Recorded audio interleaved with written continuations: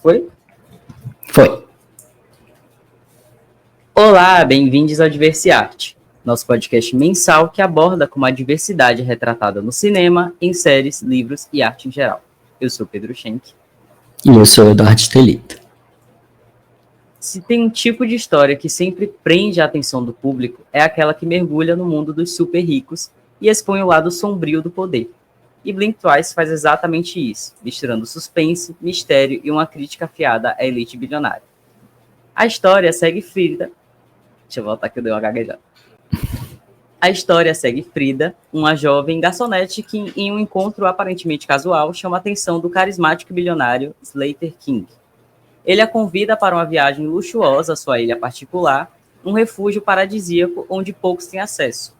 No início, tudo parece um sonho, né? Festas exuberantes, paisagens deslumbrantes e um estilo de vida que apenas os mais ricos podem bancar. Mas conforme os dias passam, Frida percebe que há algo errado. Pequenos detalhes começam a surgir, que a ilha esconde segredos e que aqueles ao redor de Slater não estão ali por vontade própria. O filme constrói sua atenção ao explorar a desconexão entre os super ricos e o resto do mundo. Slater representa aquele tipo de bilionário que acredita estar acima de tudo, leis, ética e até mesmo a realidade. Ele não vê problemas em moldar as pessoas ao seu redor, como bem entender, porque dinheiro sempre comprou tudo o que ele quis. E quando Frida começa a perceber que sua liberdade pode ser apenas uma ilusão, a história se torna um jogo de sobrevivência. Blink Twice faz uma crítica direta ao mundo da elite global, onde o poder e a influência criam um espaço onde tudo e todos podem ser descartáveis. A grande pergunta que o filme levanta é: o que acontece quando aqueles que nunca ouviram um não decidem testar até onde podem ir? É uma excelente reflexão aí, você já trouxe uma excelente reflexão. Esse filme, né, falando um pouco do aspecto também técnico, a gente também vai evitar dar spoiler, é um filme que quanto menos você sabe sobre ele, melhor, né, para assistir, né? E ele é um filme que é a primeira direção da Zoe Kravitz. A Zoe Kravitz, ela é bem conhecida, né? Ela é filha do Lenny Kravitz e ela é bem conhecida também pela papel dela na série Big Little Lies. Mas ela já tem mais de 40 filmes na carreira, ela fez Batman, ela fez vários, recentemente, né, o último Batman, ela fez vários filmes, e é a primeira incursão dela na direção, e nossa, que direção competente, né, como ela vai costurando essas cenas, a edição é muito boa também, no sentido de mostrar que, tipo, como se fossem pedaços de lembranças, né, voltando, né, para as pessoas. Então a edição ela é meio confusa no sentido de colocar a gente dentro da confusão daquela personagem, né, da Frida dentro da ilha.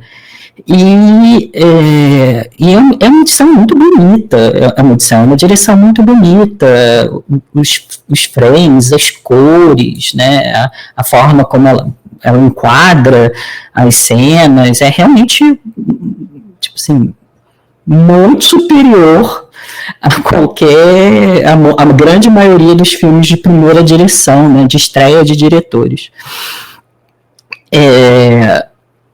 E eu acho que eu acho que você trouxe nessa questão, né, que eu acho muito bacana, né, o que acontece quando as pessoas que nunca ouviram não ouvem um não. Eu acho que esse é um ponto, assim, muito, muito interessante de quando a gente fala sobre milionários, sobre bilionários, né, não está falando de milionários, está falando dos poucos, né,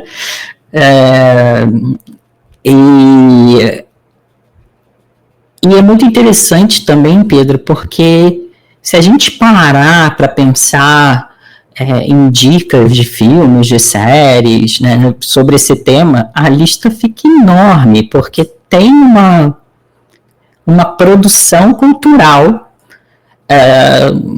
especialmente nos Estados Unidos, de idolatria, quase idolatria, né, ou de crítica dessas pessoas, dessa casta, e que, bom, normalmente a gente está falando de homens brancos heterossexuais, né, em 99% das vezes, e como essa indústria cultural, ela vai moldando também como as pessoas pensam sobre milionários. Então, nos Estados Unidos tem muito esse discurso, né, do self-made man, né, do homem, você já vê que é sexista, do homem que se construiu, né, que se construiu sozinho, uma história de crescimento daquela pessoa. E quando a gente para observar objetivamente, né, a história daquela pessoa, é uma história de puta privilégio. A grande maioria já vem de famílias muito ricas, né, e essa idolatria, às vezes, fala, não, mas a pessoa tem essa empresa que funcionou super bem, mas quantas outras empresas esse cara faliu antes, né? Quantas pessoas esses bilionários exploraram, né, em negócios, né, se aproveitaram, né? Então, eu acho que é muito interessante como a indústria cultural motiva esse fascínio por bilionários, né? Não é, as pessoas do nada começaram a falar, as pessoas do nada começaram a gostar e a defender, né? Aqui no Brasil tem um fenômeno do meu bilionário favorito, né? Que as pessoas saem defendendo aquele bilionário. E aí a gente fica assim, não é do nada. Eu acho que por um lado, eu acho que muitas pessoas também gostam de se espelhar nessas histórias fantasiosas desses bilionários que se construíram sozinhos. E as pessoas gostam de pensar, minha vida vai mudar, eu vou ser rico, se eu fizer igual, se eu tomar banho gelado às 4 da manhã, que nem o bilionário faz, se eu tiver aquela rotina de alimentação, e de ginástica, como aquele bilionário, mas você não tem os mesmos recursos daquela pessoa, né? Você não consegue fazer, e você está vindo de um lugar muito diferente em termos de privilégios e de oportunidades que aquela pessoa veio, né? Então, eu acho um fenômeno, assim, bem interessante. Aí você tinha mencionado também esse fenômeno do psicopata americano, né, mais cedo, né? Conta um pouquinho como é que está sendo nas redes sociais, no Twitter, como o pessoal está olhando para esse psicopata americano. Para quem é cronicamente online, como os jovens falam, né? A gente vê muito, assim, principalmente quando tem alguma discussão sobre política, que é quando realmente parece que uma bomba explode na internet, no mundo, e aí as pessoas, esses pequenos queridos, saem na rua, né, que eu estou falando na internet, porque ninguém tem coragem bastante para colocar a cara a bater e simplesmente, né, falar as barbaridades que as pessoas falam na internet. Mas eu já vi muito pessoas postando, falando sobre o Psicopata Americano, assim. Eu sei que é um filme mais antigo, mas postando como se fosse um super personagem, né? E aí, como você falou agora, que é muito interessante, tipo, as pessoas querendo seguir essa rotina para se tornar esse bilionário que está falando que se você puder, faça você mesmo, vá lá. Como já teve influenciadores, né, que hoje são super ricos, falando assim, construa seu próprio mercado, faça você mesmo, vá lá e faça. Se o mundo não te dá oportunidade, você simplesmente faça. Né? Com que recurso que eu vou fazer isso? Mas esse é o grande argumento deles, que se eu conseguir, você também consegue. E esse se eu conseguir é muito engraçado, porque geralmente essa pessoa já tinha uma família super rica, né? Tinha tudo ali na mão. E eu acho que o que a gente está falando aqui não é exatamente o problema de você ter nascido num berço de ouro, ou de você ter nascido com alguns privilégios a mais, assim, né? Quando você nasceu, você não teve culpa disso. Mas acho que o que se perpetua ao redor dessa ideia, né? Também tem muito... Nossa, o tempo todo que eu assisti YouTube, aparece uma pessoa falando: eu consegui bater 3 milhões em menos de um ano. Clique nesse link aqui embaixo, você também vai conseguir, né? Teve a história há uns anos atrás. A Betina, de 19 anos, sei lá quantos anos que ela tinha, que ela conseguiu bater não sei quantos milhões. Isso tudo é uma grande mentira, né? E as pessoas caem nisso. Apareceu para mim, inclusive, essa última semana, eu tive que bloquear o anúncio e denunciar. Que era um cara falando: se você clicar nesse link abaixo, você vai ganhar agora R$500. Basta você baixar o aplicativo X e você entra no aplicativo, faz coisinhas e você vai ganhando não sei quantos mil por mês. E, tipo, obviamente uma empresa que não vai pagar nada para ninguém, né? Depois eu coloquei o nome do aplicativo na internet, tinha várias pessoas falando que levaram golpe. Né? E para além dessas pessoas, a grande maioria dessas pessoas, esse dinheiro vem de quem não tem nada, né? Eu já estou entrando em outro buraco, porque uma coisa vai me lembrar. Mas, voltando à história do psicopata americano, né, que me levou até lembrado desses comerciais de YouTube, são pessoas que propagam essa ideia de que é muito fácil você chegar lá. E o pior, tem gente que sabe que não é fácil chegar lá, mas continua propagando esse tipo de ideia na internet para poder alimentar a cabeça de mais gente. Influenciadores, né? Principalmente voltada à política, porque, querendo ou não, a gente sempre vai redirecionar, né, o assunto para isso.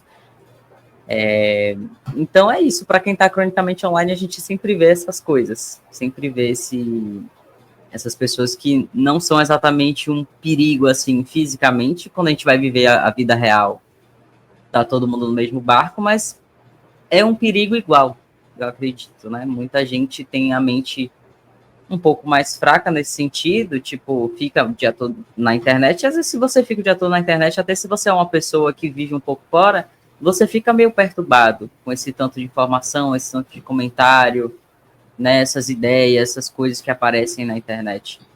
Então, tem bastante. É o que chamam de incel. Tem um termo para isso, né? Os pequenos meninos que ficam falando esse tipo de coisa na internet. Flutuando muita coisa, inclusive cometendo vários crimes, né? As pessoas pensam que a internet é uma terra que pode fazer tudo. É incrível isso.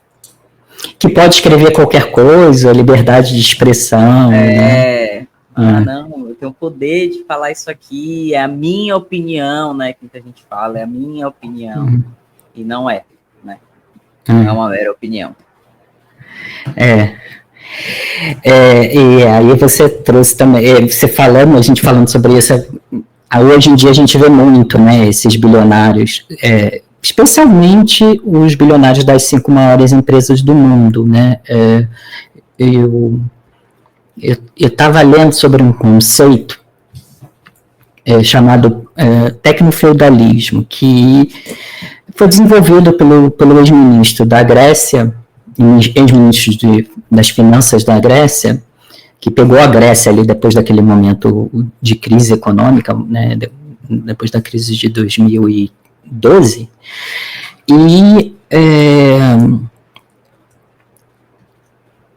essa ideia do tecnofeudalismo é um conceito que eu achei muito interessante, aí a gente vai ver se vai vingar, mas que fala um pouco desse contexto em que a gente vive hoje em dia, que 5 das maiores empresas do mundo, né, a Microsoft, a Apple, o Google, a Amazon e a Meta, elas correspondem ao produto interno bruto de todos os países do mundo, tirando Estados Unidos e China.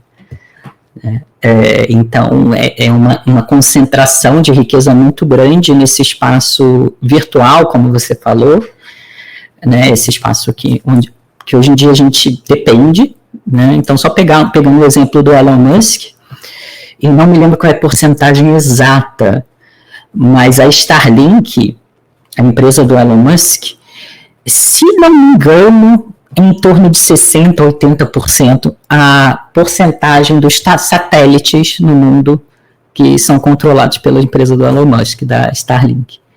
Esse cara, ele pode parar o sistema financeiro do mundo, se ele quiser. Ele pode desligar a internet, se ele quiser. A qualquer momento.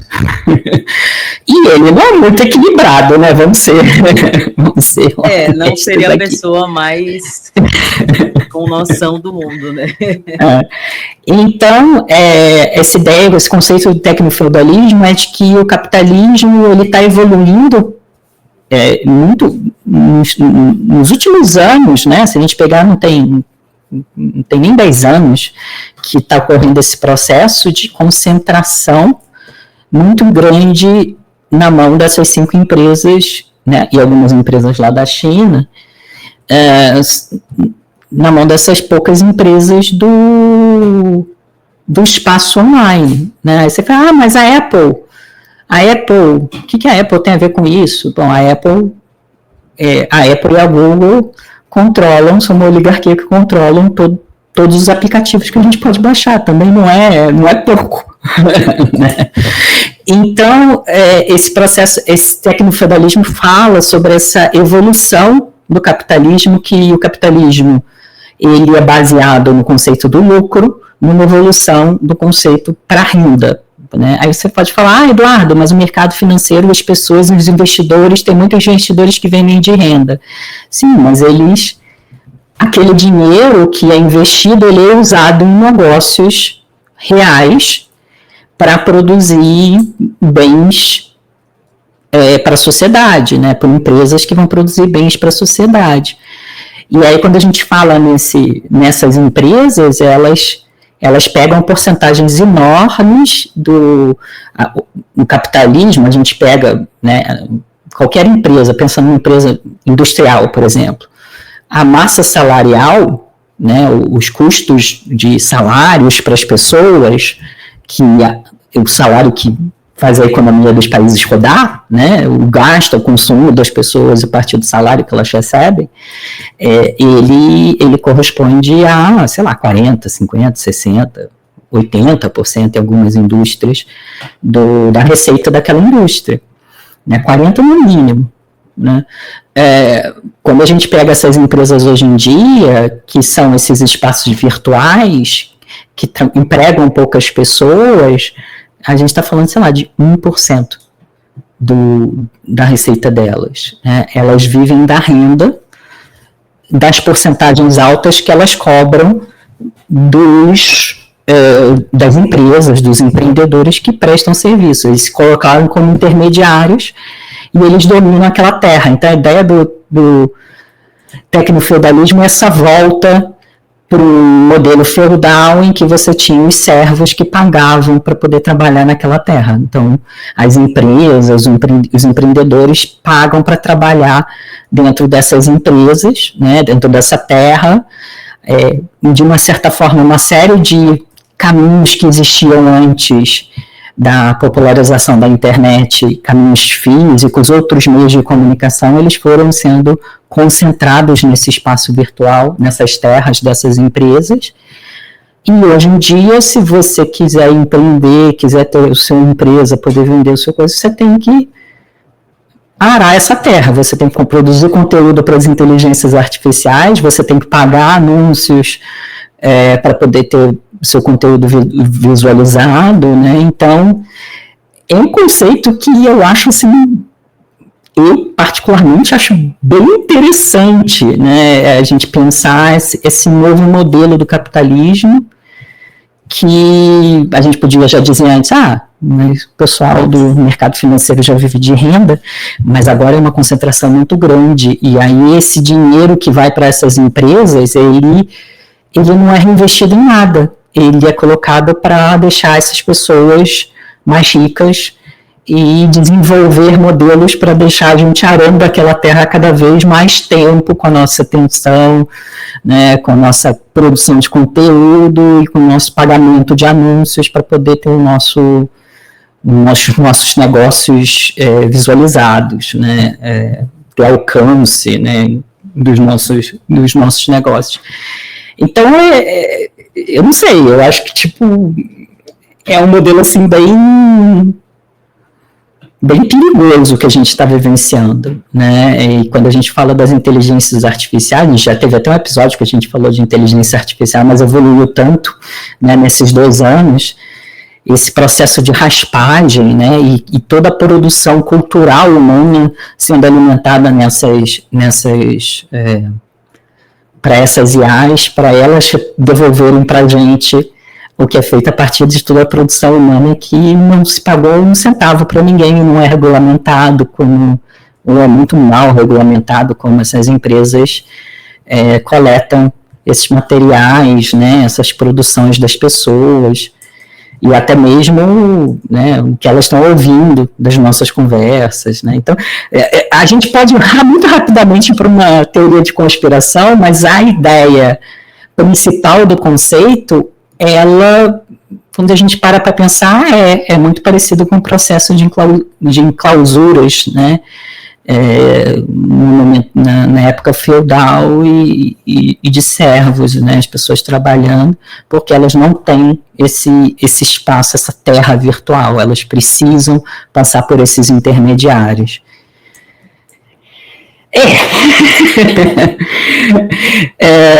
Mas mudando um pouco de assunto, você trouxe também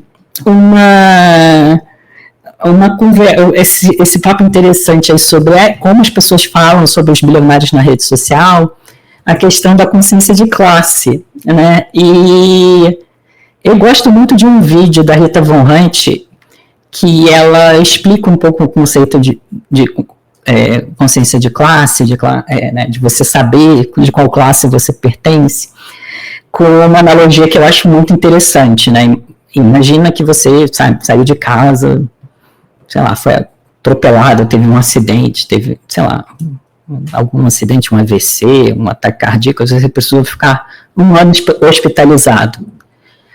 Você consegue se manter 1 ano hospitalizado com a conta do hospital e sem trabalhar por 1 ano, sem diminuir o seu padrão, né, seu padrão de vida? Se a resposta é não, então você não é rico.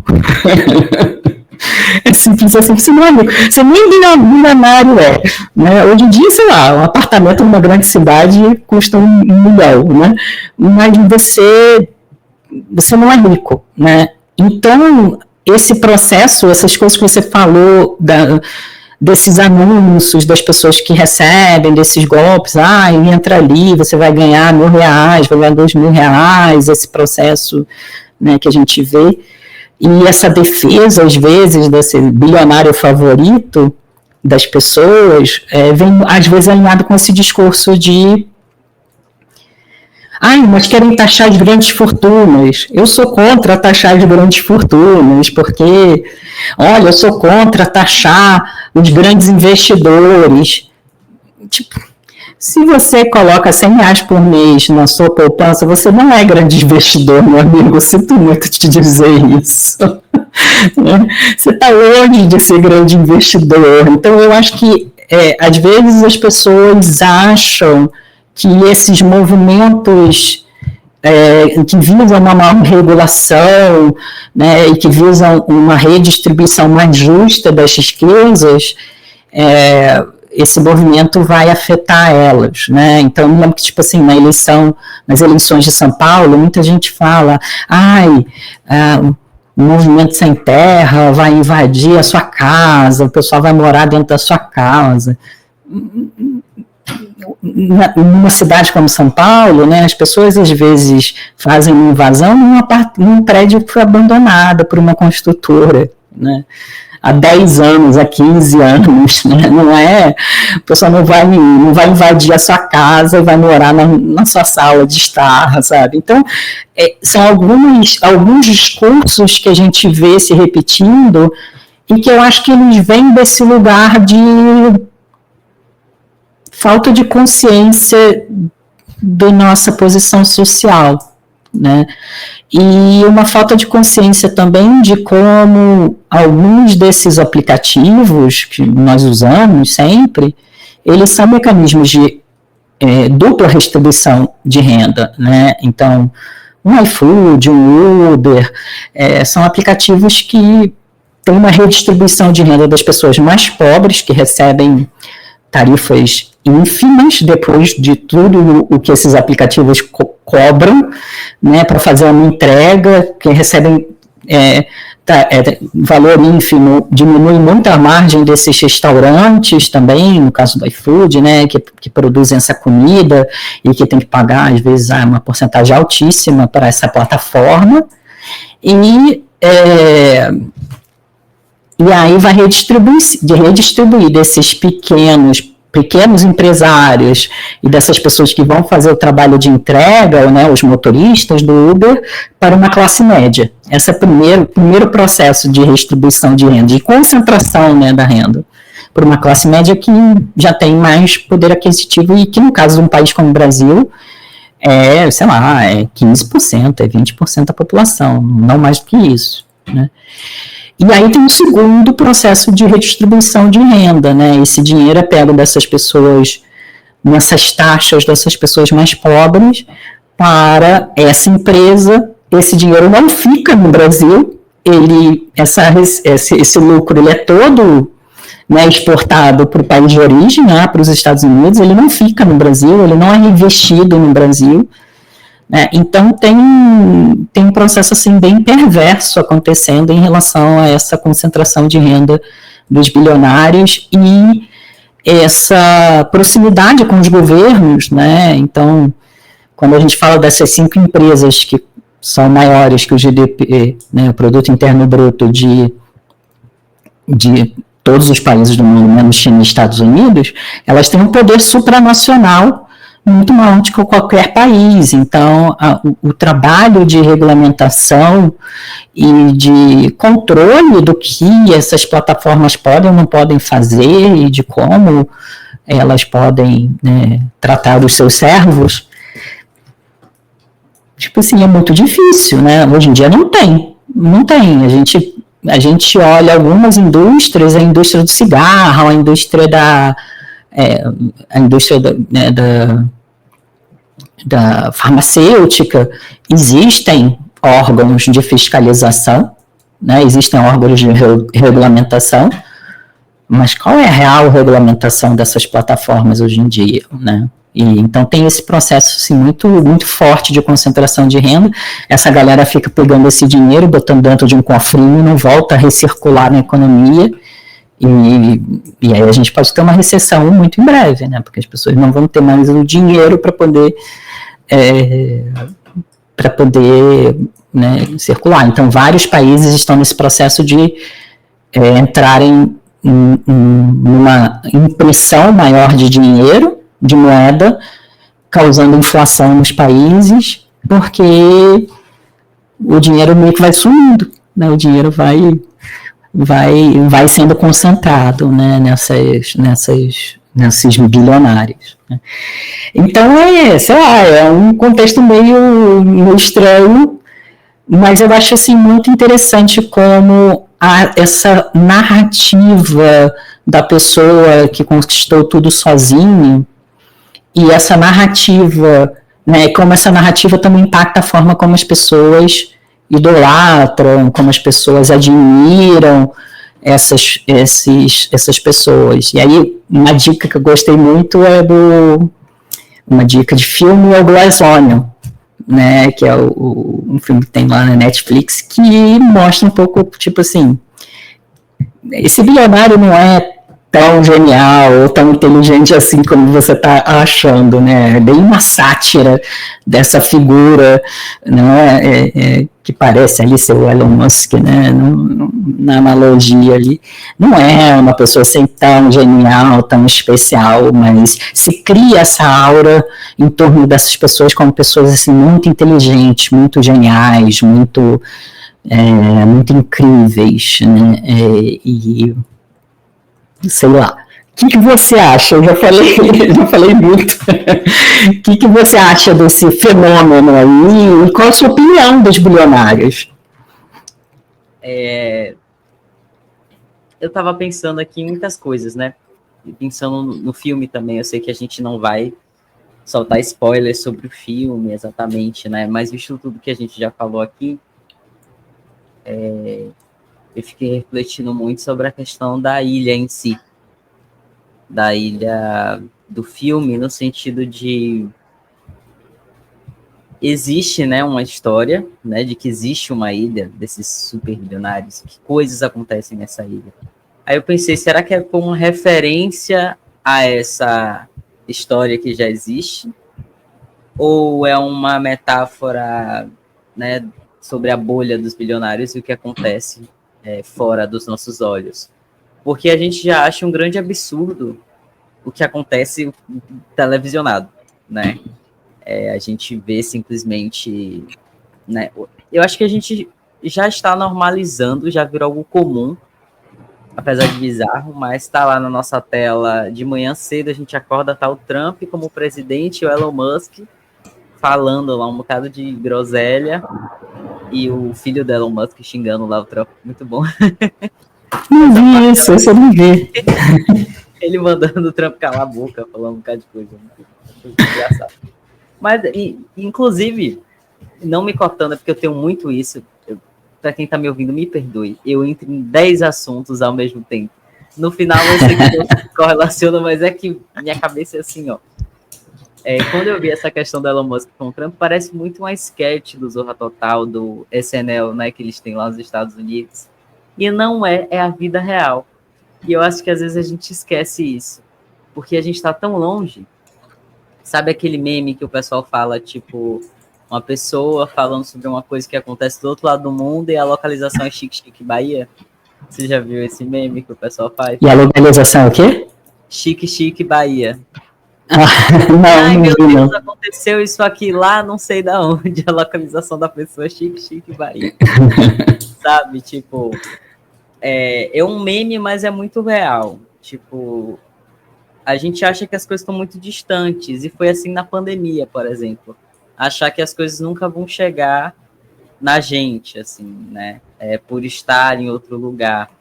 E eu acho que algumas coisas que acontecem ao redor do mundo, incluindo essa situação dos bilionários, que é quem movimenta tudo, como você acabou de falar, deu vários exemplos de que se o Elon Musk quiser puxar o fio, como diz Alexandrismo, se ele quiser puxar o fio da internet, A tomada. a internet, ele puxar a tomada, acabou pra gente, não tem o que eu fazer. Daqui de Salvador, você aí de São Paulo, e o Elon Musk lá. Então, eu acho que às vezes a gente esquece que, apesar da distância, a internet, a tecnologia e tudo mais fez todos nós ficarmos muito próximos ao ponto de que a nossa vida pode ser de várias formas, né? Não só em relação a desligar o Instagram. A nossa vida pode ser completamente alterada por essas pessoas que a gente nunca viu na vida e nunca vai ver pessoalmente, né? E a gente só vê na telinha ali do celular e do computador. E aí, por isso eu fiquei nessa reflexão da ilha, né, de ser uma metáfora sobre o que os bilionários fazem. Sim, a gente está vendo, porque já tem as barbaridades que são feitas quando a gente está vendo. Eles não têm medo de nada. Eles não têm o porquê também ter medo de nada. Vai ter medo da gente? Não vai. E isso é muito preocupante, assim. Você me perguntou o que eu acho dos bilionários, é basicamente isso. Eu tenho medo. Eu tenho medo. Né, do que pode acontecer. São pessoas que têm muito domínio, muito poder, dinheiro, é muito poder para muita gente. Eu sei que a gente não é eterno, mas até isso eles estão querendo tentar ser, né? A gente vê o documentário que eu recomendei até, acho que foi no antepenúltimo episódio que a gente gravou. Um cara tá tentando viver eternamente, ou até mais do que o normal. Né? E ele tem os recursos para fazer esses testes, e essa é a grande questão. Eles têm inúmeros recursos. Eu sei que eles não têm a vida eterna, mas eles têm muito poder. Enquanto muitos morrem por não ter o que comer, por não ter recursos, né? Por não ter dinheiro. Quanta injustiça acontece com quem é pobre, né? Com quem não tem. Inclusive, tem muita gente que acha que é rico, que pode comprar um iPhone, um carro, um apartamento. Ah, eu sou rico. Você não é rico. Tem muita gente que tem muito mais que isso. Você tem uma vida muito boa, você tem privilégios, agradeça por isso. Isso é muito bom, você pelo menos ter o básico do básico para a sobrevivência, né? Você poder pagar suas contas, ter o que comer e ainda poder ir num show, né? Poder viajar. São luxos. Mas é o básico do básico. É o básico que todo mundo deveria ter, pelo menos. Então, é isso. Eu tenho medo de bilionário, tenho medo do que pode acontecer. E eu sei que desastres acontecem desde muito tempo, né? Como a gente está vivendo essa era agora, a gente acha que agora é o fim do mundo, como muita gente fala, né? Agora que, não, porque olha o mundo como tá. O mundo sempre esteve assim, né? O mundo sempre teve coisas horríveis acontecendo. Eu não acho que é bem por aí pensar também, né? Por um outro lado agora da moeda, a gente já cresce abrindo os livros de história e vendo grandes coisas acontecendo. Então, eu acho que não é também desistir de tudo e pensar que a gente vai... Quer dizer, eu não sei, tá, gente? Eu não sou dono de nada. Pode cair um meteoro aqui na gente e acabou para todo mundo. Mas, assim, tem um outro lado que a gente tem que viver a vida também. Né? Eu tenho medo dos bilionários, mas eu sei que eu também não posso fazer muita coisa, então eu tenho que continuar trabalhando, tenho que continuar vivendo, tenho que continuar me cuidando e pensando positivo de que eu vou conseguir ainda ver coisas maravilhosas no mundo acontecendo, para além de coisas horríveis que já passou, né? Passou por uma pandemia, por exemplo, que se também não fosse a demora, né? Que eu não acho que era tão assim essa demora de vacina, quantos laboratórios enormes, né, existem, e tem os bilionários têm dinheiro para isso. Paga e vai lá e faz. Toma aí. O que você precisa para fazer essa vacina para a gente não morrer? Toma aqui tanto. Mas a gente sabe que não é assim que funciona, né? Tem que ter a demora, tem que ter o suspense, tem que ter as pessoas morrendo. Porque por trás dos bilionários existe morte, né? Existe todas essas coisas que o filme Blink Twice mostra. É o dinheiro, é o poder e é morte também, né? São as coisas ruins que acontecem. Então, é basicamente macabro. É sempre muito macabro quando a gente fala desse assunto. Não tem pra onde. A gente falou, vamos fazer mais leve, né? Mas aí a gente começa a falar. A gente começa a falar, não, é bem. É sempre uma coisa muito obscura, né? É sempre uma coisa muito carregada. Não tem. Eu sei que existe um ou outro aí no mundo que tem poder e faz o bem, né? Tem poder e faz alguma coisa, mas é tão pouco comparado com tantas pessoas que têm muito poder e prefere ser malicioso, né? Realmente, o ser humano é interessante isso, realmente, tipo, eu tenho poder. Então, se eu sou maior que muita gente, eu não vou, tipo, ajudar essas pessoas. Eu vou fazer essas pessoas terem medo de mim. Mostrar para essas pessoas que eu tenho esse poder de fazer isso aqui, você não pode fazer nada, a não ser rezar e chorar e esperar, sabe? Então é sempre muito macabro, sendo na vida real ou nos filmes, né? Os filmes refletem muito isso e os filmes mostram talvez o que a gente fica tentando buscar, que é essa parte oculta, que a gente não sabe o que é verdade ou não, mas eles mostram. E eu costumo pensar que se alguém, como por exemplo a Zoe Kravitz, né, que é uma pessoa muito famosa, que conhece muita gente, teve esse olhar de mostrar esse tipo de coisa, porque esse tipo de coisa existe. Ela não tirou do nada. Ela viu, ela soube, né, ela de alguma forma retratou aquilo no filme de algo que existe de fato. E se ela retratou uma coisa que no filme existe, é uma coisa muito tenebrosa, né, de se fazer, de se ver, de acontecer. E sendo numa ilha, ninguém tem como saber, porque ali você entrou, você chegou, eu nem lembro se mostra eles chegando de barco, eu só já mostro eles lá, eu não me lembro dessa parte. Mostra eles chegando, sim. Né? Acho que mostra eles chegando, sim. E aí aí não tem acesso a celular, internet, nada, você não sabe quantos dias você tá ali, e faz a mesma coisa todos os dias, aí você perde completamente a noção do tempo, né? É muito doido isso. Eu morro de medo de parar numa ilha dessa, do nada, conhecer uma pessoa do nada. Porque eu sou meio influenciado também, né? Se uma pessoa chega na minha frente e fala, ai, Pedro, vamos lá numa ilha, tem uma ilha. E aí você fica lá, não precisa pagar nada. E aí eu posso do nada falar, ai, eu não vou pagar nada, tem certeza? Não, eu tenho muito dinheiro, não precisa você pagar. Aí eu tô lá, eu na ilha, durante um mês. Ninguém sabe onde eu fui parar. tenho medo dessas coisas. Não gosto de conhecer milionário. Prefiro conhecer.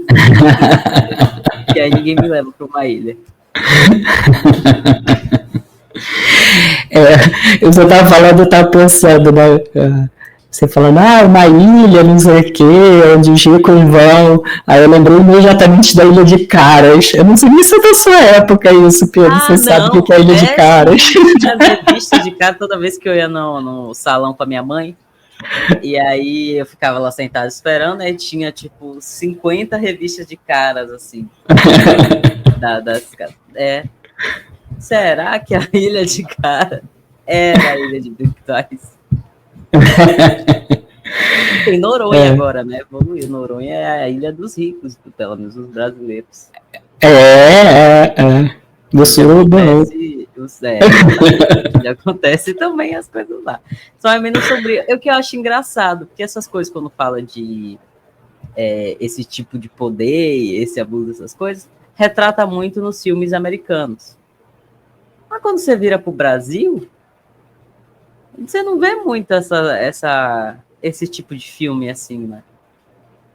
Não. A gente não tem muito medo do tipo assim, as pessoas falam muito de, porque todo mundo que é de Hollywood é Illuminati.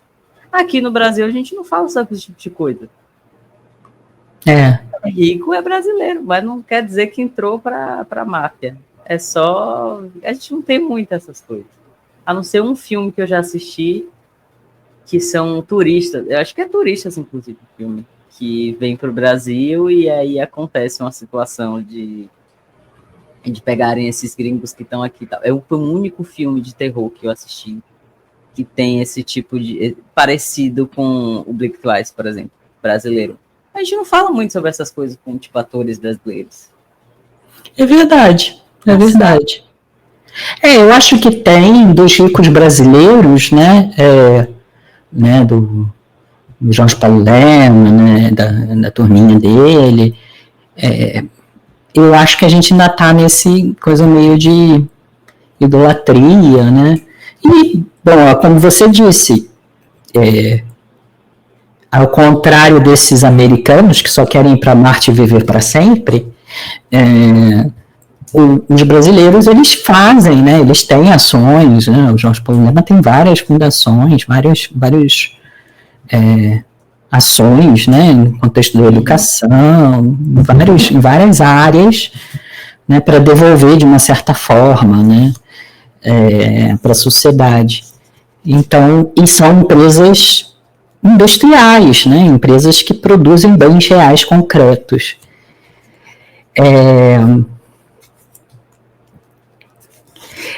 Eu sei lá, eu tenho já há algum tempo, eu tenho meio olhado esses movimentos e esse processo da gente ficar meio numa bolha, a ilha, como essas plataformas e essas redes sociais, né, esses aplicativos e essas redes sociais como sendo a nossa ilha, porque as pessoas não saem mais, as pessoas não vão mais a museu, a cinema, não saem mais na rua, muito menos do que antes, né, para ir num restaurante, para conversar com os amigos, né, para vender, né, a gente usa essas ferramentas que oferecem um certo comodismo para a gente, né? Porque é mais simples. Não vou mais no supermercado, eu peço na Amazon, eu não vou mais na livraria, eu peço mais Amazon. Então tem um esvaziamento desse espaço do mundo real, né? Da rua. Cada vez mais as pessoas ficam dentro da bolha delas. E uma coisa que tem me incomodado, a gente tem feito aqui no nosso apartamento, né, de chamar amigos para virem jantar aqui, porque se você não fizer, para virem conversar com a gente, não sei, se você não fizer esse movimento, a gente fica nas redes sociais, né? A gente fica no Netflix, fica é mais fácil, né? Tipo, é mais fácil. Meu computador, meu celular, e ali eu fico, tá calor, não quero ficar na rua porque tá calor, ligo o ventilador, ligo o ar-condicionado, e você fica lá. O problema é que você fica 1 hora, 2 horas, 3 horas, e essa é a questão. Você não consegue mais ali sair daquilo, né? Você vai assistindo, ou no Instagram, e tem essa coisa de que é uma falsa impressão, né? Tipo assim, acaba causando um desespero também, porque eu já passei por isso. Tipo, tô em casa, não tô fazendo nada, e aí no meu Instagram tá todo mundo viajando, tá todo mundo na rua. Às vezes postando até uma viagem que a pessoa fez mês passado. E aí você mas eu não tenho dinheiro, não tenho tempo, não tenho nada para... Não tenho como fazer nada que as pessoas estão fazendo, e causa um desespero, né? Então essa bolha, ela vem por um lado, ela tem essa coisa de você tá ali, você não conseguir sair, e ao mesmo tempo você começar a se desesperar que você não tá fazendo nada e as pessoas estão fazendo tudo, né? É o FOMO, né, que o pessoal fala, né, o fear of missing out, né, o medo de perder alguma coisa, né, perder, né, uma coisa que está acontecendo. E tipo assim, Pedro, eu acho que é importante a gente falar, não é culpa nossa. É utilizada essa tecnologia de psicologia, de neurociência, para criar esse vício. Então, eu acho que precisa de um esforço, assim, muito consciente de, tipo, controlar, reduzir, sair, ver gente, conversar com pessoas que têm opiniões diferentes da gente, porque o algoritmo vai ficar alimentando o que vai funcionar para manter a gente ali, né? E aí também é da neurociência. Tudo que é diferente da nossa visão de mundo, o nosso cérebro rejeita nesse primeiro momento, né? Então, a gente quer se desconectar, cria um desconforto. Então, a rede social fica reafirmando para a gente tudo que a gente já vê, que a gente já pensa, né? E aí fica prendendo a gente nessas ilhas, né? Nessas ilhas. Mas eu acho que a gente vê muito pessoal falando hoje em dia. Recentemente teve um vídeo do Drauzio falando sobre a importância de amigos. Nossa, a que ponto a gente chegou de precisar um médico, né, falar sobre a importância das amizades, né, das amizades reais, não um likezinho, né. E aí eu acho que nesse processo de ir para a rua, de não sei o quê, a gente vê também uma coisa, eu fico pensando muito sobre a produção cultural, né, hoje em dia, muito da produção criativa, ela está passando por esse processo de nivelar pela média, né, mas a arte, o papel da arte nunca foi nivelar pela média, né, nivelar pela média do algoritmo. E no processo, assim, que eu vivenciei isso, eu quando criança adorava a locadora. Eu tinha a sensação de, tipo, assim, todos os filmes já feitos, você tinha lá, você conseguia encontrar em algum lugar, em alguma locadora você conseguia encontrar, numa cidade grande, né. Hoje em dia você não encontra. Você quer ver um filme da década de 90? Não tem lugar nenhum. Meio que essas empresas de streaming, elas pegaram algumas produções e cobram acesso para você ter acesso àquela produção cultural, aquele filme, aquela série, aquela produção artística que eles decidiram que pode ser interessante. O que eles decidem que não é interessante, você não acha. E às vezes você paga um streaming, aí você tem que pagar dentro do streaming que você já paga, você tem que pagar outra coisa. Nossa, tá um inferno assistir coisa. Eu não sei se você recebeu, eu recebi essa semana um e-mail da Amazon falando, a gente vai colocar anúncios agora nos filmes. E aí, olha só, a gente é muito bondoso, a gente vai colocar menos anúncios que na televisão. Aí eu pensando, mas eu não pago para ver televisão. Em nenhum momento eu paguei para ver televisão. Né? Obviamente, você pode pagar para TV a cabo, mas TV aberta você não paga para ver televisão. Então é tipo assim, um modelo que você pode falar, tudo bem, anúncio, mas eu estou pagando para ter acesso a essa biblioteca que vocês escolheram, que eu não tenho acesso a tudo, né, que vocês dividiram entre vocês, e ou que vocês não querem simplesmente, eu não tenho mais acesso, como eu tinha antes, com as locadoras, e com os DVDs, essas coisas, né, DVDs, Blu-ray, essas coisas, você não tem mais acesso, tem umas coisas que sumiram do mapa, você não tem mais acesso. E aí dizem, olha, se você vê alguma coisa fora, é pirataria, hein? É pirataria, seu pirata, né? Mas o que eles estão fazendo, gente? O que eles estão fazendo? Então Desculpa, mas a pirataria tá ganhando de novo. Se eles não tirarem esses anúncios, a pirataria vai ganhar de novo. Vai, com certeza. Com certeza. E tá, eu acho que, onde é que tem? Eu acho que é na Disney, pelo menos na Disney que eu tenho, que eu acho que foi feita com Star Plus, a Star Plus não funciona mais, e agora é tudo com a Disney. E aí tem muito anúncio, tipo, a cada 20 minutos, eu acho, a cada 10 minutos, muito anúncio. Porque a ideia de ter muitos streamings é você pagar um pouquinho cada. Agora para você não ter anúncio, você tem que pagar o dobro do valor que você pagava antes. Uhum. Não vale a pena. Eu abro o Stremio e sou muito feliz. Porque a Netflix cada dia é mais cara, né? E olha, a Netflix para mim não é a principal há muito tempo já em relação a produções, assim, tipo... Eu acho que ultimamente tem lançado algumas coisas bacanas, mas de forma geral você começa a colocar na balança, né? Aquela coisa que a gente está falando, você não vai tirar R$1.000 por mês para colocar em streaming. Uhum. Não faz sentido, né? Então, assim, era uma coisa que era para ser para todos, e daqui a pouco vai ser só para quem tem muito dinheiro ter acesso a todos os streamings. E aí, para quem não tem condição de pagar isso tudo, que seria um entretenimento em casa, né? Voltou do trabalho, tá cansado, vou colocar um filminho aqui. Aí você vai pagar 1 ou 2 no máximo. Você não vai ter todos, né? Porque chegou uma época que todo mundo tinha meio que quase todos os streamings, porque era R$20. Acho que o HBO, que era um pouco mais caro, era 30.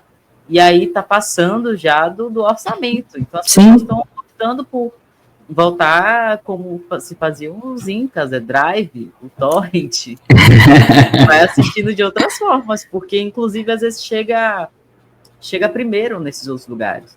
O próprio Blink Twice eu não assisti em streaming, eu assisti em outro lugar, eu fui procurar em outro lugar, porque chegou para mim HD legendado, todo bonitinho, primeiro em outro lugar, não chegou no streaming. Então, eles vão acabar perdendo muito também, né? Acho que eles vão apostando. Eu sei que quanto mais cara a produção, consequentemente, ao longo do tempo, eles vão cobrando a mensalidade, vai ficando mais cara. Mas depois, eu não vou falar nem depois. Atualmente, eu vejo que as pessoas não estão mais tendo. As pessoas estão cancelando as coisas. Eu fiquei 1 ano sem Spotify, porque eu não queria pagar R$21. Mas é isso, aí você paga um pouquinho nesse aplicativo, paga naquele outro, naquele... Você junta, e aí, tipo, você deixa lá automático, você já tá sem dinheiro no final do mês, aí vai lá, Spotify, débito automático. E aí você fica, meu Deus, eu tinha até esquecido que a coisa... Então, assim, eu não sei, eu não trabalho com isso, eu não sei qual seria a grande explicação de tá caro como tá, mas se continuar assim, realmente as pessoas vão cancelar as assinaturas e aí quem é mais caro vai perdendo. A HBO acho que é mais caro, não sei. A Netflix eu nem reclamo tanto de você ter que pagar. Mas não tem anúncio na Netflix ainda? Tem anúncio no mais barato. Ah, é? Ah, eu não sabia. Eu acho que tem anúncio. Eu acho que eles fizeram um upgrade, porque eu nunca mexi nisso. Eu acho que eles fizeram um upgrade da minha conta e estão me cobrando mais caro por causa disso. Provavelmente. Você está pagando mais caro. Mas o mais barato tem anúncio já. Não, eu fico assim, o e-mail, eu lendo o e-mail da Amazon, só veio o meme do Ferdinando na minha cabeça. Ah, tadinho, a segunda empresa mais rica do mundo vai ter que colocar anúncio para poder pagar. Ai, tadinho. É porque eles não botam pelo menos um anúncio de 10 segundos. Tem que ser não sei quantos minutos, eu já sinto Nossa, é muito longo. É muito longo. Não sei para quê. Enfim. Enfim, a gente pegou uma mega tangente, mas eu acho que é isso, essa coisa da produção cultural, da produção humana, né, tudo que a gente está falando, que os celulares estão ouvindo, que as Alexas da vida estão ouvindo, estão coletando, isso aí tudo vai entrar para essas inteligências artificiais. Elas estão produzindo a roda, essas inteligências artificiais estão jogando isso na internet e a internet vai continuar produzindo a partir das inteligências. Então vai cada vez ficando mais medíocre, né? Porque não vai ser mais a produção, a criatividade humana, a produção desafiadora humana. O IA, por exemplo, e teve 13 indicações para o Oscar. Então você vê que não tem filtro também, né? Usou IA, talvez para o roteiro, né? Hoje em dia esses roteiros... Com certeza, o chat... E não foi nem o chat pago, foi o chat que a gente entra normal. Com certeza aquele roteiro ali foi feito com o chat GPT. Mas eu acho que usaram o IA na voz do brutalista. Do brutalista, parece, né? O sotaque do cara. Também? Então também. Foi em 2 filmes. A Ana Emília Pérez também usaram, né? Na Carla Gascon usaram, e não adiantou de nada, porque ficou horrível. Mas usaram. E aí é essa questão que você fala. Não botaram a Selena Gomez para falar inglês em espanhol por IA? Teria sido melhor. Teria sido melhor. Olha, uma grande palhaçada, né? A gente vê no filme brasileiro, tipo, o pobre Walter Salles se acabando para fazer um filme bom, do começo ao fim, várias pessoas trabalhando. Aí chega um filme que usa IA e é horrível e ganha 3 indicações. É uma coisa que dá uma indignação. Poxa. Eu acho que eu falei isso no episódio da inteligência artificial. Mas eu não acho que seja uma coisa inútil. Só que você tem que usar para, sei lá, tipo, pode ser uma assistência rápida que você precisa, né? A tecnologia faz isso com a gente. É para facilitar a vida. Agora, você querer usar para uma coisa que nem vai ficar bom, aí realmente é bem complicado, né? Ou então vai ficar medíocre, vai ficar ruim. Às vezes era melhor você ter pago, né? O diretor de Emília Pérez não é um homem pobre, não é um homem que não é conhecido, né? Dava para ele fazer uma coisa bacana. Então, completamente medíocre. As pessoas acham que vão usar. Eu usei IA nisso aqui, olha que legal. E aí, tipo, é horrível. Né? Eu acho que essa coisa da conveniência, eu tenho buscado muito, assim, experiências de comunidade, experiências na rua, sair, encontrar pessoas, né? Porque a conveniência, ela vai tomando lugar, né? Me ajuda no meu trabalho. Tá, mas e o grupo, o coletivo? Né? A IA, hoje em dia, por exemplo, é um desastre para o meio ambiente. Né? Consome uma quantidade de energia absurda esses centros de processamento de IA. E a gente fala, não, tudo bem. Então a gente vai alagar, vai ter chuva pra caramba, vai alagar tudo, aí vai ter um bando de gente que vai ser migrante, né, que vai perder onde morava, não sei o quê. E, tipo assim, em nome de uma conveniência, né, individual. Eu não sei, eu sou meio, sei lá, crítico, mas eu não sou hipócrita, eu não uso IA, mas eu uso vários desses aplicativos, eu uso vários desses recursos para entretenimento, esse tipo de coisa, né, então... Sim. Mas é como você falou, muita coisa também não é culpa nossa, não tem muito que a gente fazer, né? Não vou conseguir ir lá quebrar a máquina do Ian. Não, eu acho que é tipo assim, ir pra rua. Eu acho que o que já aconteceu no passado é as pessoas, tipo, se cansarem, né? Então, eu tenho fé que, sei lá, daqui a um tempo as pessoas vão falar, chega de rede social, não tá mais servindo pra nada. E aí vai voltar eu penso nessa ideia de ciclo, né? Tipo assim, não é possível que a gente vá afundando isso e vai achar normal. Uma hora as pessoas vão, como você falou, uma hora as pessoas vão se revoltar contra os streams e falar, cara, eu não vou ficar, agora é mais caro para não ter anúncio. Aí daqui a pouco vai ter, olha, o mais caro que você está pagando vai ter um pouquinho de anúncio, o outro vai ter muito anúncio. Nossa. E aí vai escalando, porque o YouTube, quando começou, era anúncio de 5 segundos para você clicar para pular. Nossa, você lembra quando não tinha anúncio no YouTube? Não tinha anúncio no início, né? Então a coisa vai evoluindo para esses modelos que tipo assim, eles não precisam de anúncio, né? O YouTube é um modelo diferente, né? Porque a gente não paga, né? Mas essas ferramentas, eles não precisam de anúncio, pelo amor de Deus. Precisa, ainda mais que você está pagando. Para mim eu acho que no YouTube não teve tanta revolta, justamente porque é de graça, né? É de graça. Você entra lá e você vê. Agora, você pagar, sei lá, 30 reais é dinheiro, gente, por mês. Uhum. Toma aí quanto dá. E aí você pagar 30 reais por mês, 35 reais por mês, e você ainda ter que ver anúncio por uma coisa que você quer parar para ver ali rapidinho, assistir, já me irrita. Eu já não quero mais ver. Aí eu já tiro. Mas aí eu vou continuar pagando. Eles não se importam se você sai no episódio no meio e não assiste mais. O importante é que você tá lá com o seu cartão para no mês seguinte ele debitar. Então, eu acho que tem que haver essa revolta. Se tiver alguma manifestação, me chame, eu estarei lá. A bandeira da... Vamos pra rua, vamos. A bandeira da Disney pichada, porque é a Disney que tá me estressando. Toda hora tem anúncio, não é um só. Se fosse um só no meio, eu acho que eu nem me estressaria tanto. Passou 30 minutos de episódio, passou um comercial rapidinho, depois parou e o resto tá tudo bem, mas são vários ao longo aí já não dá para mim. Aí já não dá. Tem mais comercial do que na TV aberta, como a gente tá assistindo novela. Não tem condição. Estarei lá com a bandeira da Netflix, ou da Disney. Mas é isso assim, tipo, você deu um excelente exemplo. As pessoas cansam, né? As pessoas cansaram dos filmes de super-herói. Falaram, não vamos ficar para ver filme de super-herói, né? O filme do Capitão América que saiu agora foi um fracasso. Mas é isso. Então, as pessoas já estão meio...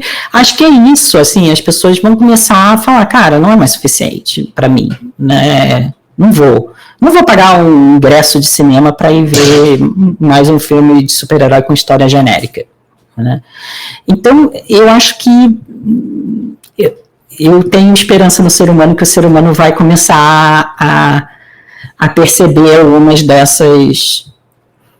desses problemas e as pessoas vão voltar a antigos hábitos, porque a gente fazia essas coisas antes, gente. A gente ia... Eu acho que a pandemia forçou as pessoas a ficarem em casa e às vezes a precisar de algumas coisas.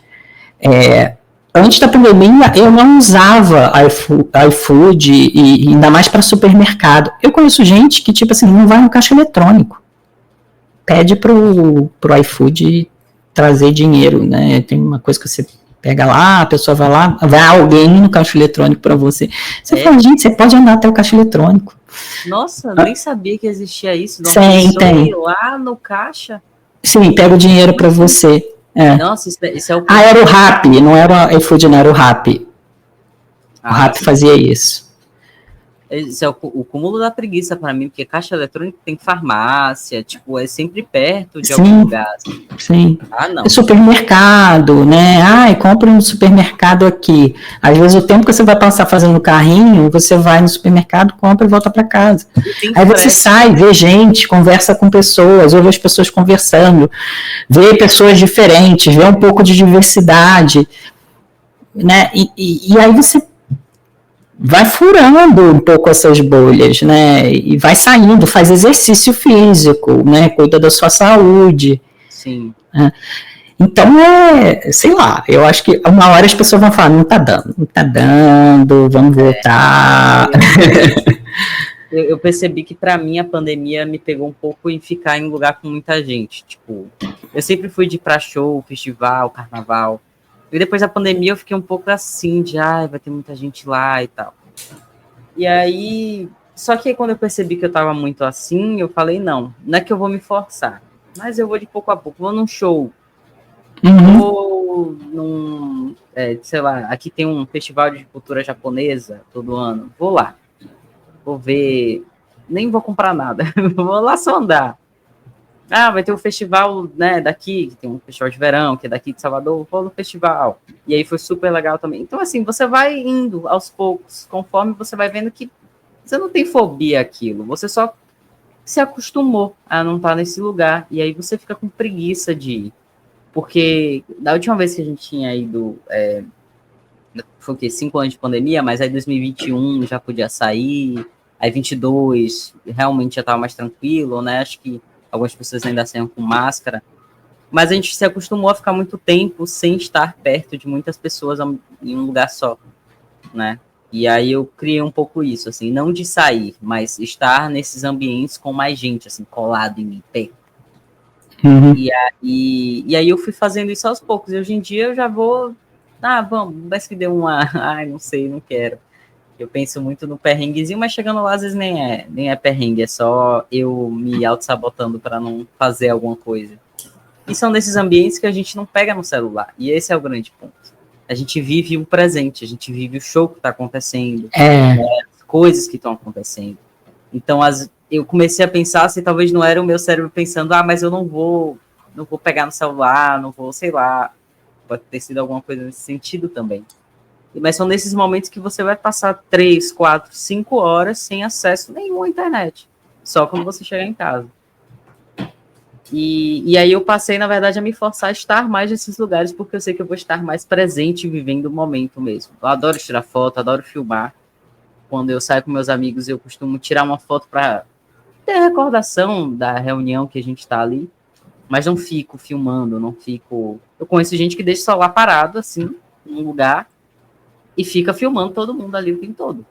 E postando, né? Postando o tempo todo. Eu gosto também, eu tenho Instagram, gosto de postar foto, mas aí às vezes eu pego e falo, vou postar aqui uma viagem que eu fiz há um mês atrás, uma coisa legal que eu fiz há 2 semanas atrás, aí pode ser que eu poste. Mas, e post story, tudo isso, eu não vou ser hipócrita, eu uso Instagram. Mas assim, não deixo um celular apoiado num lugar e só me fazendo, porque eu sei que tem alguma coisa me filmando, né? É a vida real, assim, a gente não pode se tornar superficial só porque tem Instagram, tem isso, tem aquilo, tem que postar, tem que estar bonito, tem que estar assim, tem que estar, sabe? Vive o momento, eu trabalho de casa, então quando eu posso eu saio mesmo para sair um pouco de casa. Tô sempre com meus amigos, o que tiver, assim, tem Halloween, não se comemora Halloween aqui no Brasil, vamos fazer um Halloween, sabe? Vai ter o Oscar agora, eu já chamei pessoas para assistir aqui dentro de casa. Então, a oportunidade que tiver de comer um pastel na feira, fazer qualquer coisa é importante. É como você falou, tem um médico falando, gente, saiam com seus amigos, isso é importante para a saúde da gente, né? Acho que ele estava falando, inclusive, sobre baixa manutenção. Baixa manutenção de amizade. Algo assim, tipo, as pessoas não estão mais próximas uma das outras. Né? E é super importante a gente estar com os nossos amigos, família. Eu sei que ao longo dos anos, quanto mais idade você vai tendo, às vezes você se afasta de algumas pessoas, se aproxima de outras. Mas é importante estar vivendo fora da internet. E é isso que você falou, é curtir o momento presente. Uma coisa é você tirar foto que tá com os amigos, aí depois você posta, outra coisa é você tá ali naquele momento vivendo, registrando para postar, né? Aí você não tá vivendo. Internet, né? Então, tem um meme, né, de uma influenciadora que falou, gente, hoje eu não vou postar nada, aí depois tinha 300 mil histórias, uns 30. Eu tô chegando no show, agora eu vou curtir, gente. Aí tinha uns 30. Aí você fala, gente, 30 stories. Como você tem paciência pra isso? Assim, né? Tipo, tem gente que, influenciador principalmente, o celular tá aqui e ela anda como se tivesse uma câmera voando aqui. Eu sei que é o trabalho de muita gente, é a única forma, né, de ganhar dinheiro de muita gente. E eu não sou contra, acho ótimo. Mas eu acho que deveria criar um limite entre a produção de conteúdo e a vida, né? Porque muita gente acha que, então é isso aí, eu quero viver isso aí. E aí vai num show, a pessoa tá lá, mas ela não tá presente, ela tá pensando que ela vai postar, e a legenda, e aí ela quer que as pessoas pensem, tipo, olha, fulano tava em tal lugar. Só que você não tá, a sua cabeça não tá ali curtindo o que tá acontecendo com as pessoas, né? E isso é muito, muito, muito bizarro, mas acontece com frequência. Os shows que a gente vê o pessoal já filmando, a gente assiste, por que você quer assistir um show pela telinha? Minha música favorita, eu quero registrar o cantor cantando a minha música favorita. Tudo bem, mas você ficar o show inteiro gravando, assim, olhando pela telinha, você fica, ai... A Lady Gaga já tá longe, aí você fica olhar a Lady Gaga pequenininha na tela do seu celular. Pois é. Vamos para dicas? Vamos para dicas. Eu, inclusive, pensei numa dica aqui, estava pesquisando, e eu acho que vou falar dessa, que é o Menu. Que é na mesma pegada do Blink Twice. Eu gostei muito desse filme. Foi um filme, olha que filme bom, um filme que acabou e eu fiquei assim, olhando pra tela da televisão. Foi um dos filmes atuais, assim, mais atuais, que eu fiquei em completo choque. Fazia tempo que eu não assisti um filme que eu realmente não previ o que ia acontecer no final. Muito legal. Deixa eu só colocar... O Menu foi dica do Isaac no episódio de carreiras estressantes que a gente fez. Foi ele que indicou, eu ainda não vi, tá na minha lista. Agora com você falando também, eu vou assistir. Mas ele indicou falando mais sobre o cenário de cozinha, né? Aí de cozinha. Puxar mais pro cenário dos bilionários. Cara. Dos bilionários, né? Do pessoal que vai lá, né? Para comer. Isso.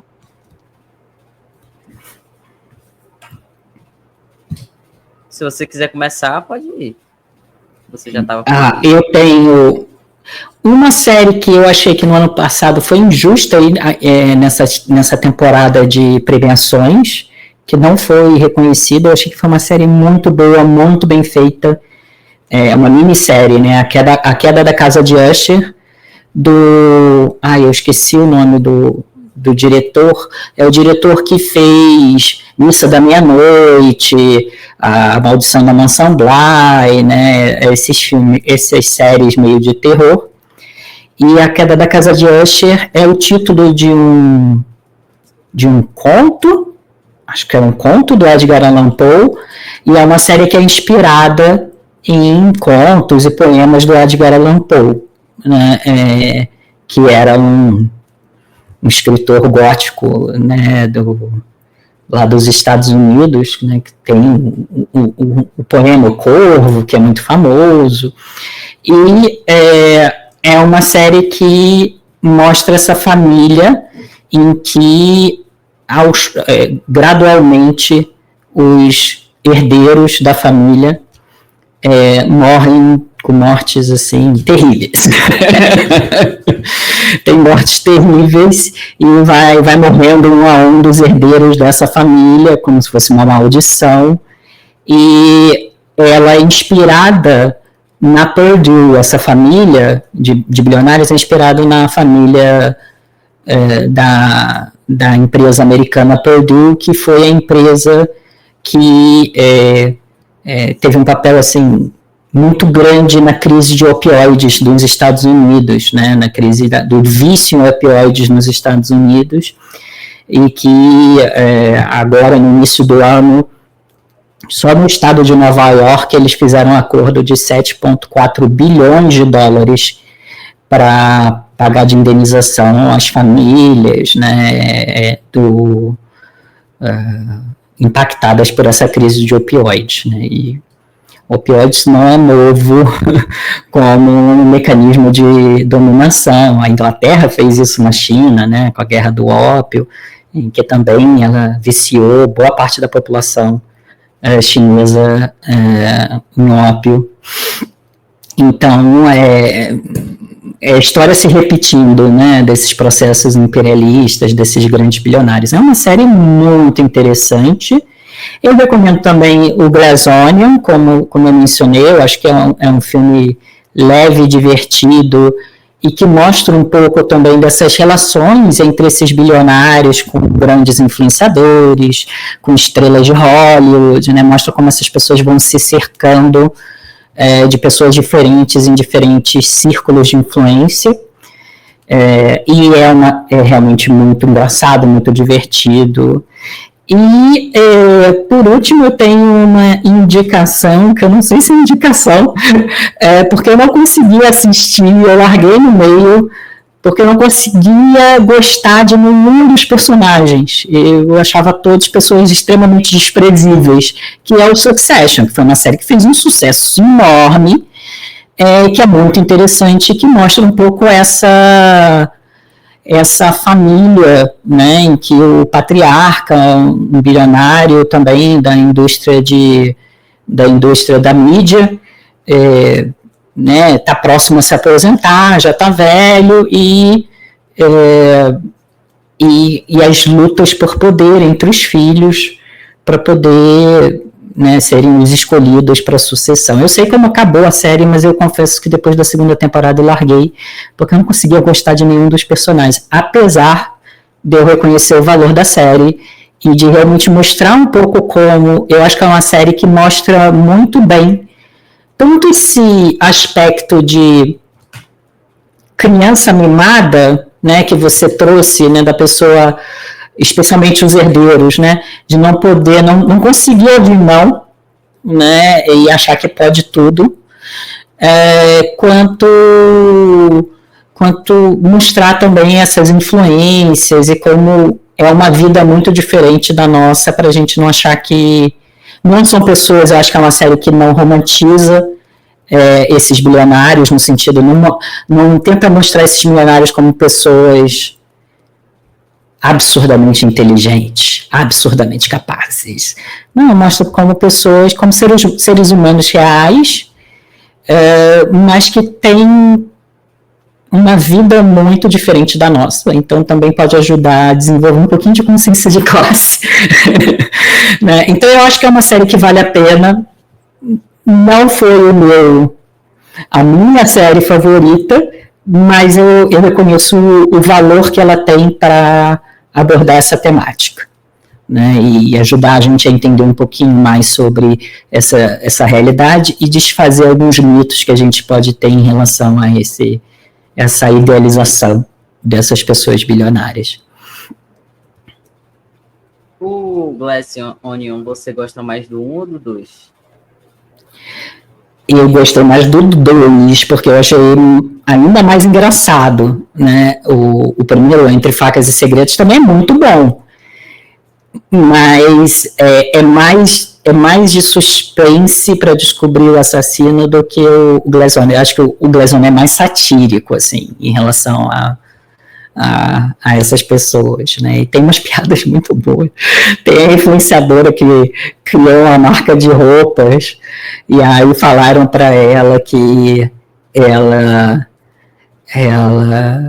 falaram para ela, olha, a gente fez uma pesquisa, você pode terceirizar para um país, né, do Sudeste Asiático e fazer a sua roupa, né, mais barata para poder vender aqui nos Estados Unidos. Aí a pessoa, ela contratou alguém para analisar, a pessoa que analisou, ela falou, é uma das piores sweatshops que tem naquele país. E sweatshop é uma palavra para, basicamente, trabalho infantil, trabalho escravo, né, exploração absurda, as pessoas recebendo centavos pelo trabalho, esse tipo de coisa.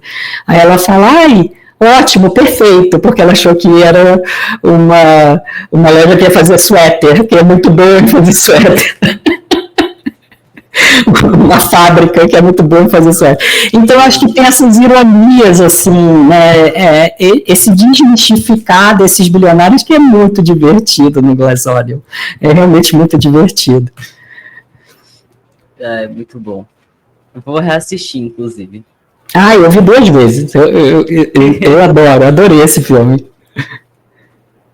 Ó, o filme que eu vou recomendar, ele já foi indicado aqui, né, em outro contexto, né, foi no no episódio de The Bear, que a gente fez sobre carreiras estressantes.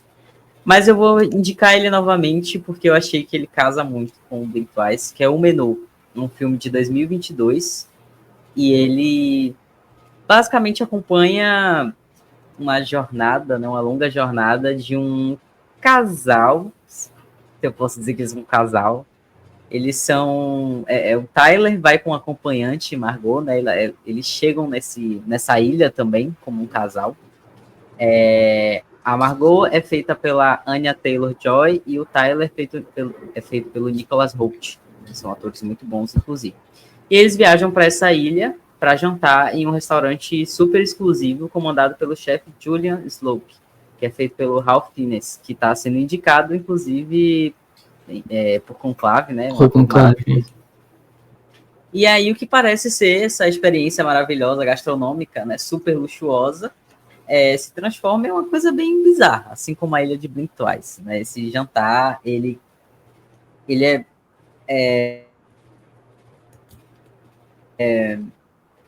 é dado como um espetáculo, assim, né? Cada prato tem uma história, tem uma dinâmica, só que começa a ficar muito macabro ao longo dos pratos. Cada mesa que está ali, cada pessoa que está ali, ela foi escolhida a dedo pelo Julian, né? Pelo chefe Julian, né? Por coisas muito específicas e pessoais dele.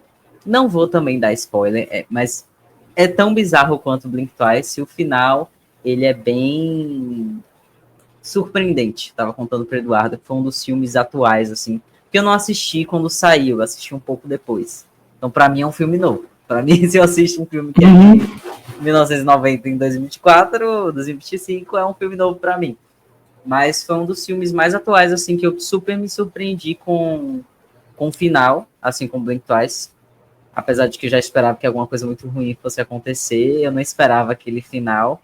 E tem essa crítica, né, aos bilionários e a cultura de excesso e tal. O filme, ele tem um leve toque cômico, o que deixa você meio confuso, né, porque coisas bizarras estão acontecendo, mas ele é muito, muito bom. Eu recomendo muito. O Eduardo também não assistiu, depois dessa crítica ele vai assistir. Eu vou assistir, com certeza.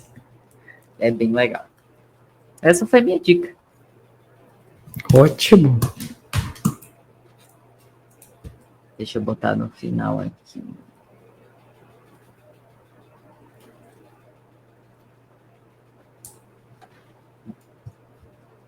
Você quer falar do Beleza Fatal também? Ou... Ah, é verdade, Beleza Fatal. Vou retomar então aqui. Esse eu acho que vai acabar virando episódio, Beleza Fatal, daqui a pouco. A gente vai ter que gravar. Mas eu acho legal a gente gravar, porque tá muito em alta a Beleza Fatal. E agora que terminou, né, o pessoal tá assistindo os episódios ainda, vamos terminar e aí a gente grava. Eu acho que tem muita coisa para falar. Mas a segunda dica, que seria, acho que uma dica coletiva, minha do Edu, que eu fui influenciado por ele, e aí comecei a assistir e agora eu tô obcecado, é Beleza Fatal, que é uma série, mas parece uma novela. Não sei se a gente chama de novela ou série, né? Acho que seria uma série. É uma série brasileira, tem na HBO Max, que é protagonizado pela Camila Pitanga, Caio Blatt, tem a Giovanna Antonelli e Camila Queiroz? Isso. E tem outras pessoas muito conhecidas também que estão na série, eu não vou lembrar o nome de todo mundo. Mas é sobre pessoas muito ricas e seus poderes, né? Por isso que casa muito com o que a gente está assistindo aqui. Dinheiro é tudo, dinheiro compra tudo, compra pessoas, enfim. E porque da minha parte, porque eu recomendaria, principalmente pela Camila Pitanga, que faz uma vilã nível Carminha, que você se apaixona por ela. Ela tá fazendo barbaridades. Tudo de ruim que uma pessoa pode fazer, ela estará fazendo. Mas ela faz isso com carisma. Ela faz isso com diversão. Então você acaba ficando muito confuso, porque é aquele vilão que te conquista, assim. Ela é má, extremamente má. Mas ela é muito engraçada. Eu acho que acertaram muito ali no tom cômico e ao mesmo tempo de uma pessoa muito ruim, né? Porque ao mesmo tempo que ela tá aqui rindo com você, ela tá te esfaqueando pelas costas. É a Lola. da Lola Land, Lolovers, eu adoro quando ela Lolovers. Ela fala amados, amadas, amados e amades. Bom Amades. dia. E aí a outra fala, não é assim que usa a linguagem neutra. Ela, e daí? Eu falo bom dia. Muito bom. Assistam. E a gente vai gravar um episódio sobre Beleza Fatal em algum momento também. Bom, nosso episódio vem chegando ao fim, mas antes de encerrar, queria deixar aqui algumas reflexões, né? Onde vai o poder de um bilionário sobre a vida dos outros? E como o controle e o privilégio das elites influenciam as escolhas e a liberdade das pessoas comuns? E para além dessa reflexão, Eduardo mandou falar, vão para a rua, vão sair com seus amigos, família, leva o cachorro na rua, vai num parque tomar uma casquinha de sorvete, saiam das redes sociais um pouco, né? Vai viver a vida real. Pode tirar foto, pode filmar, pode... depois para guardar de recordação, mas o importante é que a gente se desprenda disso e se arrependa, né, de não ter vivido os bons momentos. E se você curtiu a nossa conversa, siga a gente no Instagram, @Diversiarte-podcast. E não esqueça, se estiver no YouTube, deixe o like, se inscreva no canal e no Spotify aproveite para seguir e ativar as notificações para não perder nenhum episódio. Obrigado por nos acompanhar e até o próximo episódio para mais uma conversa sobre diversidade e arte.